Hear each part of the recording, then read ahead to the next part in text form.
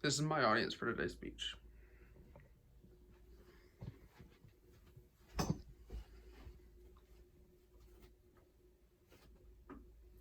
Hello, my name is Titus Thompson, and I'm a freshman here at Southern Wesleyan University. Last semester, I took a psychology course, and in that course, I studied antidepressants and their effect on depression. This has always been an important topic to me because several people that I know and love suffer from depression and have suffered from depression. The results that I found through my study were shocking, and through several pieces of evidence, I found that antidepressants are not working.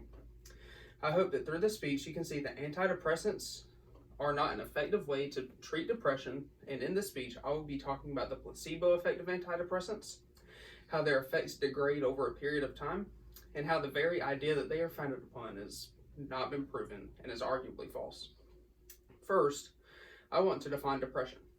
According to the Diagnostic and Statistical Manual of Mental Disorders, major depressive disorder is a depressive state that ascends for at least 2 weeks that involves clear-cut changes in affect, cognition, and neurovegetative functions and inter-episode remissions.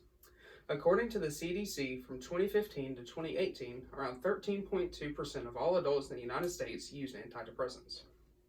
Next, I want to explain how much of the results from antidepressant use can be attributed to the placebo effect. The placebo effect is when patients benefit from believing in the drug rather than the actual effects of the drug itself. Using placebos in various drug trials can be beneficial to show the effectiveness of the medicines. This is exactly what Kirsch did in his research. Kirsch found that up to 80% of improvement among patients with depression was due to the placebo effect rather than the antidepressants themselves. Because this percentage seems unbelievable, its validity is questioned. However, the research is also backed by Winfried Reif and others in their meta-analysis of the placebo response in antidepressant trials. They found that placebos made up of around 70% of improvements among patients with depression. All of this placebo research shows that antidepressants are not the cure for depression. Next, I want to explain how antidepressant effectiveness degrades over a period of time. There have been several papers published that analyze this topic. First, Allah Muhammad and his team in 2022 questioned the longevity of antidepressant effects, analyzing the health-related quality of life of patients prescribed antidepressants. His findings, along with Sarah Goosey and her team's findings, both indicate that the quality of life of patients prescribed antidepressants degrades over a period of time, even as short as 6 months after they are prescribed them.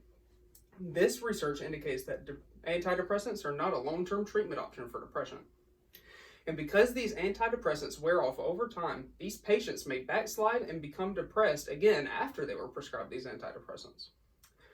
Finally, I want to talk about the very idea that antidepressants are founded upon.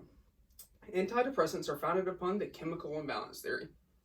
The chemical imbalance theory proposes that the lack of neurotransmitters in the brain, such as serotonin and dopamine, creates a chemical imbalance that causes depression. Antidepressants are a supposed remedy for this imbalance, and they boost the production levels of serotonin in your brain. The problem with this is that the chemical imbalance theory was never proven. There have never been any studies that prove that depression is linked to low serotonin levels in your brain.